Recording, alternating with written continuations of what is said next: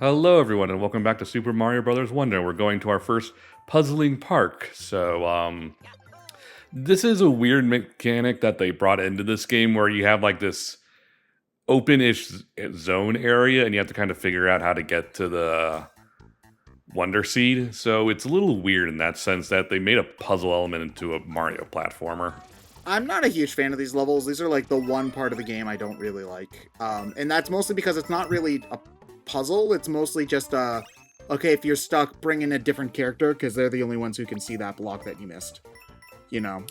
This is the one level type in the game that I feel is really made a non-issue if you have the online feature enabled. Because this game does not have traditional online multiplayer per se. Rather, when you activate the online, you get to see the ghosts of other players playing the level alongside you, but you can't interact with each other. Dark Souls multiplayer. Essentially, it's Dark Souls like spirits, but they can point you in the direction that you should be going if they have previous experience with the level. If you die while in the middle of an online session, if your ghost is able to tag another player before the countdown reaches 0, you can revive yourself without having to lose a life. And not for nothing, I found it very enjoyable when I was recording footage of this game for a review that I ultimately did not end up doing. Long story. I played the entire game with my community, and we had a fantastic time. Like just going through the whole thing, just helping each other out.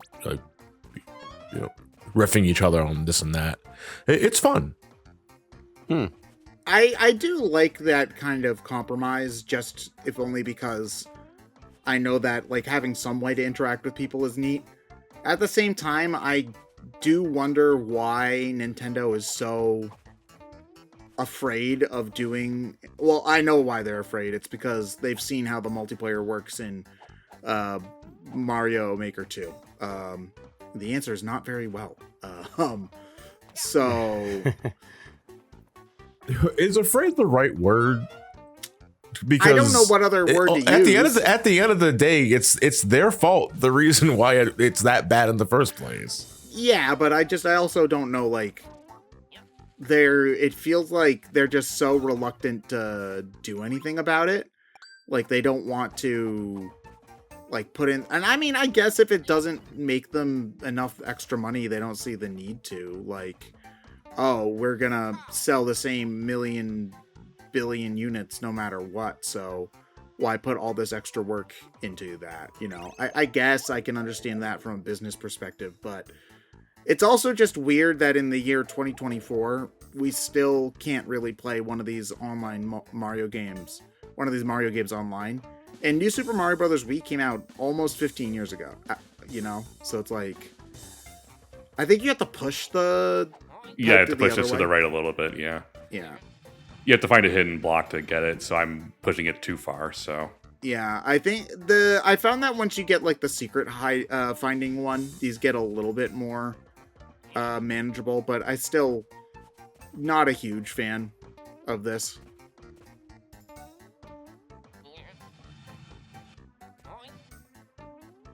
Jump, you fool. Oh, man. Ironically, I think this is one of the more annoying ones. I think the later ones are actually easier than this one. Yeah, I agree. It doesn't help that this is the first one you're running into, so not only are the secrets themselves annoying, but you're also trying to like wrap your head around the way that they hide their secrets. Come on. You can do it, Luigi. Luigi not very bright. I can see that. Luigi feeling pretty fucking fat right now. Did you know that elephants are smart enough to create art? What? There's if you look up elephants painting, there are videos of elephants who will grab a paintbrush and grab it with their trunk and start painting. Is the hidden block above that dark space on the floor? Yes, it is. Well, fuck the art tangent. But elephants are also able to self-identify in a mirror. Yeah, which very few animals can do. But if you just happen to be playing as Yellow Toad, then you just see it right away.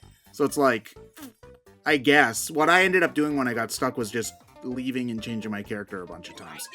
which Wait, I don't find particularly very fun. So Yellow Toad has a secret sensing ability. Well, every character does. There are special blocks that appear if you're playing as a certain character. You can still interact with them if you know they're there, but they appear if you're playing as a certain character. Like, we saw the Nabbit and Peach ones earlier in that stage, so... Yeah, Okay. there's like every level has a couple. So like you're walking around, and if you're playing as the same character throughout, you'll occasionally see like, oh, here's a Toadette block or whatnot. And then every character just has different ones in different stages. I see. Yeah. It's like, again, it's cute, and I do like that if you know where the other ones are, you can still interact with them. And most of them only have coins in them anyway, so it's not like you're ever missing a huge thing. Imagine if they had gone the Donkey Kong 64 route with that shit. Jesus Christ.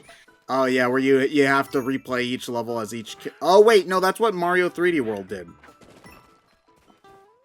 What? Mario 3D World, in order right, to unlock the last fucking- stage, you have to play each level as each character. Because you needed to get a character clear was one of the prerequisites. Was finishing a stage with this character. yeah. Which man, like, I don't know how anybody can bother playing that game 5 times. Well, I mean, there's just playing through the level, but then there's also character-specific collectibles that you need to be playing as a character to get, which was Donkey Kong 64's thing. I think it was ultimately trying to incentivize multiplayer, because if you played multiplayer through the entire game with 4 players at max, You still had to play the game again to do it with Rosalina. right. But that's 2 playthroughs as opposed to 5. Yeah, you don't want to know. I want to... Like, okay, there's a different... I mean, either way, it's dumb. Like, I want to make that clear. It's just that I think the idea behind it was just to incentivize multiplayer. I don't know, man. Some people are like, Mario 3D World's actually the best 3D Mario game, and I just don't get it. Good for... I mean, it's a good game, but I wouldn't It's a good- put it past Galaxy. It's fine. I Like- wouldn't, like... It's... Mario 3D World, to me, always had the same sort of issues that I had with the new games, where there just didn't feel like there was much there that tested the imagination. Level themes felt like they were really one and done, and not like, okay, yeah, there's a few memorable gimmicky levels like the Mario Kart one or the fuzzy one or whatever, but like there wasn't anything that really like made the game feel unique. You know, like there's nothing about the gameplay that was like, okay, this is something that I'm going to remember specifically about this game going forward. So, anyway, I appreciate that the comments are going to tell me I'm wrong, and that's fine. I'm used to it by now. Oh man, I do love this Wonder Effect. I do love the fucking top-down Zelda controls. Like, oh man. You see, It this is pretty neat. This is part of why I think this game is... there's just so much clever stuff where it's... You see the flower, and like literally anything can happen, and you still get surprised even by the end of the game, which I just think is awesome. You also look at the level design in a different way. I think is also part of it. I know the conversation's stopping as much because we're talking about the game. I know. I'm sorry. We'll get to bullshit soon. But like previously, it didn't really matter about that background element, and now it makes you think about like how the level's actually arranged in a way you never had to think about before. A lot of the Wonder Effects do that, and I just find it really cool. Yeah, it is really neat. I was just like struck speechless for a bit. Like, wow, okay. Yeah, I remember when a Zelda game turned into a Mario game for a little bit, and now we've gone and done that in reverse. Well, no, but 3D Land did that first, though, too. Wait, To be fair. really? It had Zelda, yeah, because that game was released around the time the 25th anniversary of Zelda was released. So it had some top-down levels that were dungeon crawlers. I didn't And then if realize you light torches with the fire flower, it will play the Zelda music at specific points. I think there's like even like a bonus room that's shaped like Link, if I remember correctly. That was 3D World. 3D World, okay. It's pretty funny. As time has gone on, Mario has included more and more Zelda references. And Zelda's included less and less.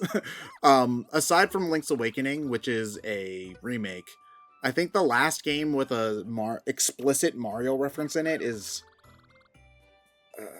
it might be like Minish Cap or something like that. It's been a while. It is a little bit difficult to pull off a Mario reference in a post-Ocarina of Time Zelda game, I think. Well, they used to be pretty subtle. Like, I think it's like if you look through one of the windows in Ocarina of Time in that garden where you see Child Zelda, there's like a stained glass window with Yoshi on it and stuff like that. They're usually much more subtle than the Mario ones. Where in like Mario RPG, I think just straight up has Link hanging out in one area. Or am I thinking of Samus? There's definitely Samus in Mario. Both. There's a Link doll, I want to say. Okay. Now that I have a Switch, I can actually play the Mario RPG remake. Hopefully that game is gotten a discount sometime recently. It's a Nintendo game, definitely not. I don't know. It's just like, again, like it is a high quality remake, so it's not that it's not worth $60 in terms of the experience that you're getting. It's just also the game's freaking 20 years old, so you'd hope it would be a little cheaper. You know what's fucking fantastic? The GBA stuff that's been added to NSO includes not only both Gold and Sun games and Fire Emblem 7, but also Mario and Luigi Superstars. Yeah. Superstar Saga, yeah. Yeah, that was surprising because I think they did that. The Mario and Luigi Superstar Saga remake, I think, came out after the Switch was released, so it's not even like an old game in many ways. Also, Densetsu no Stafi, which is, I was really surprised to see that they did that. I am learning, like, when that game was announced for NSO, there are 5 of those games. There's 6. 6? I believe So there's the next 6. time the next time I ask is going to be 8. Yeah. Let's see, hold on. Starfy series, hold on. I think we got just the 5th. No, there's 5.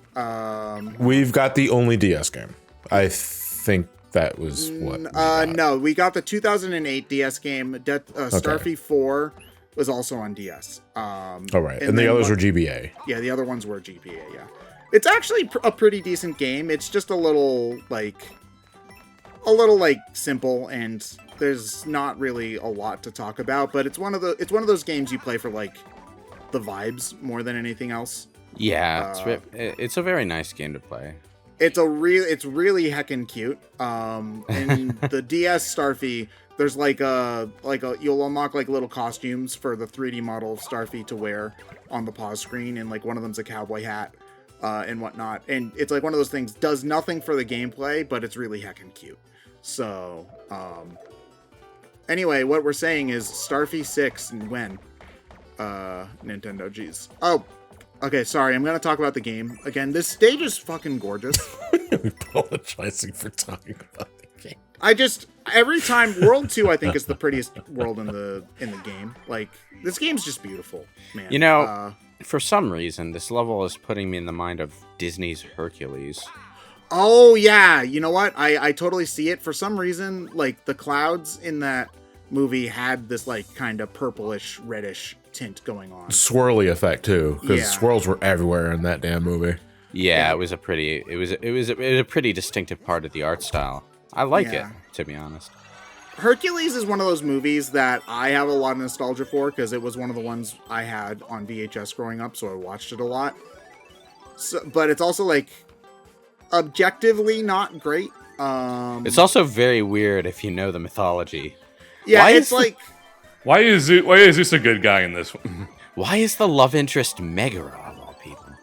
No, I thought Megara was Heracles' original wife, and then she dies because I believe Hera makes Heracles go cuckoo, and then he kills her and his children in his madness, and then the labors of Heracles, like killing the Nemean lion and whatnot. Why would she say her friends call her Meg if she doesn't have any friends?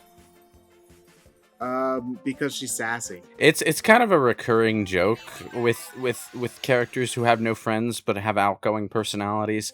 They'll say their friends call them a thing, but it's kind of them projecting what they wish their friends would call them if they God, had I'm fucking friends. alone. Yeah. there are a couple characters who do that, I think, but I can't think of any off the top of my head. Sorry. I will say, I think that Hercules has the best love song in Disney canon. Megara's song fucking slaps. Banger. Jam. Jolly good time. Love that song. Real good. Jolly good, yeah. Yeah. But I mean, I guess it's not that weird that, that you end up getting the sanitized versions of the Greek gods for the Disney version. It's just one of those things where it's like, why did Disney decide that, like, Hunchback of Notre Dame and Greek mythology were things that they wanted to do a version of? Because Disney knows what kind of product they make, It's not like they're that stupid, So it's like... Well, their thing around that time was, adapting existing stories into, like, more... into more, like, idealized versions. And, what's the difference, really, between Greek mythology and a fairy tale? They're both grim as fuck. Yeah. Yeah, there's usually, like, less outward sex and violence in fairy tales, though. Like, there's definitely some implied violence to your grandmother getting devoured by a wolf, but you don't see it on screen, You don't see anything actually happen, but Thumbelina's pretty suggestive. But that wasn't Disney, that was Don Bluth, wasn't it? I never saw the Thumbelina movie growing up. I don't know any of the Thumbelina lore. Thumbelina is a name I haven't heard in years. You just opened a lot of memories. John taking a smoke of a cigarette. So it was Thumbelina. Thumbelina was Warner Brothers, but it's a Don Bluth movie, yes. Yeah, a couple of the Don Bluth movies were Warner Brothers movies that were trying to be Disney movies, like Anastasia. Good movies, but, they never hit Anastasia's a Disney princess now, because Fox. Yeah, that's true. Anastasia's a Disney princess. Oh, God. Well, it's funny because for years people were like, oh, yeah, Anastasia, one of the Disney princesses, because everybody just thought it was a Disney movie. You had to be like, no, she's not, but now she is. You had to be familiar with that Don Bluth style of animation to really be able to tell the difference. Or, like, look at the logo before the movie, but, Also, since Disney Plus is doing certain anime now, certain anime girls are now Disney princesses. Which certain anime girls? I want to know exactly how funny this is. I know Bleach is on Disney Plus in certain territories. Yeah. Okay, that's funny. I can't wait for Disney Princess Sailor Moon to happen. Oh, I mean... That's Amazon Prime, I think. I mean, Usagi would make an excellent Disney princess. She checks all the boxes. Apart from the fact that in some incarnations she can handle herself. No, now that I think about it, the most famous incarnation would be the old anime in which she absolutely can't do that. Okay. Well... Is there a princess in Bleach? Well, someone should get her out of there. Well, we have Google for a reason. Yeah, there's a character named Orihime who has princess in her name, so does that count? Is there a princess in Bleach? So there's two things. One, I'm gonna get an AI result, which is almost certainly wrong. And two, I don't want to give my auto suggestions thinking that I'm a Bleach fan. Rorichio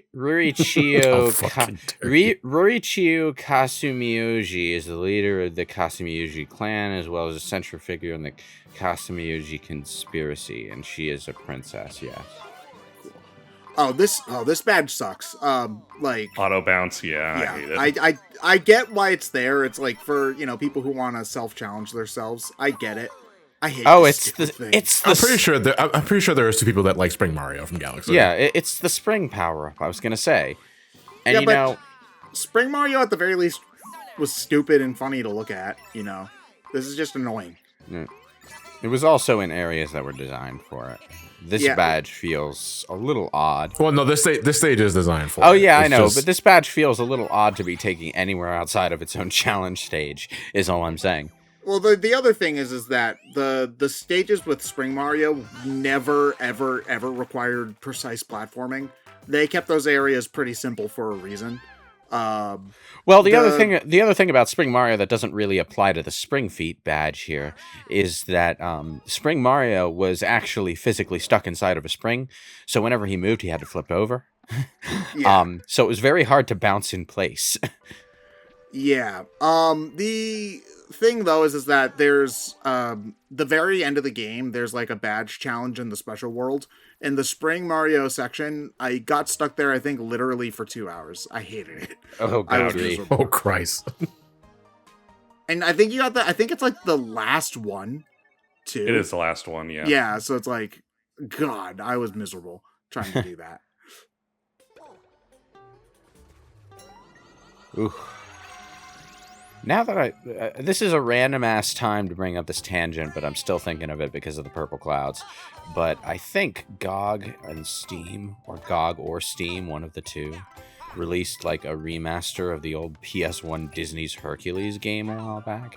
Really? Wow. Yeah. There was a Let me see if I can PC find it. Hercules game that I had growing up that I very, very vaguely remember.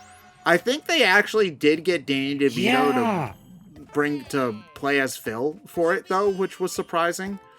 Is Disney's Hercules action game, which I think was actually the title back in the day.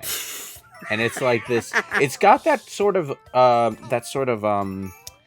Tomba-esque 2.5D-ness going on in its graphical style.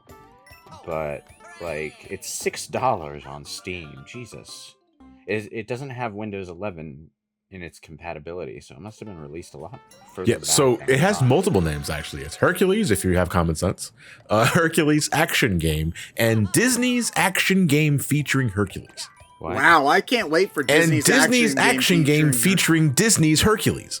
That last one sounds like it should be like the working title they bring up in the investors meeting. Yeah, it's like, I'm just imagining, the featuring Dante from the Devil May Cry sticker, but having another sticker underneath it, It's Hercules. featuring Dante from the Devil May Cry series featuring Dante. Which Okay. makes me think of an old pet peeve of mine: the absurd ways that companies feel the need to make sure that they mention literally every instance of trademark or copyright in their IP every time they list something out. The Super Mario Wonder game for the Nintendo Switch family of systems. And stylize the titles in the exact way so that it has to be capitalized in this exact way every time you write it. And if you're doing a sponsored bit for them, heaven help you if you get it wrong. Oh, God. The one that always got me with stuff like that was the Dragon Ball Z games where every character had registered trademark or just trademark after their name. Oh, so fucking annoying. Yes. But not so much annoying, it's just unpleasant to look at. So, like, you're on the menu select screen and you choose Piccolo and it's like Piccolo trademark? Yes, they have to do it in-game for some reason, even though the fact that you're in-game implies you already know who the fuck is trademarked. But the company that owns the IP is so, like, anal about that kind of stuff that they make sure to mention it every time it can possibly be mentioned. You're lucky it doesn't show up in the dialogue boxes, too. I'm trying to remember. There are definitely instances of that. Like, I think technically Final Fantasy needs to be capitalized, like all of it. Because I remember when we've done 2 sponsored videos for Final Fantasy in the past. We've done Final Fantasy 14, and this is way, way back. And we also did the Final Fantasy Monster Hunter type game. And I believe, like, one of the Explorers, yeah. Oh, wait, no, if that was a requirement, then we didn't do it, and Square Enix hates our guts now. Cool. We don't do that for our regular stuff, but I'm not sure if we did it for a sponsored bit or not. I checked YouTube right here, and for the sponsored bit specifically because they asked me the same thing when I did my video. Final Fantasy needs to be in all caps. Yeah, we didn't do it for the free company stuff, though. Well, no, because those weren't sponsors though. We also didn't do it for Final Fantasy Explorers. Oops. Yeah. So Square Enix, I'm sorry. Take my phone calls back. We just never recovered from that. If you want to give me Dragon Quest 3 HD for free, I'd be happy. Please take me back. I'm sorry.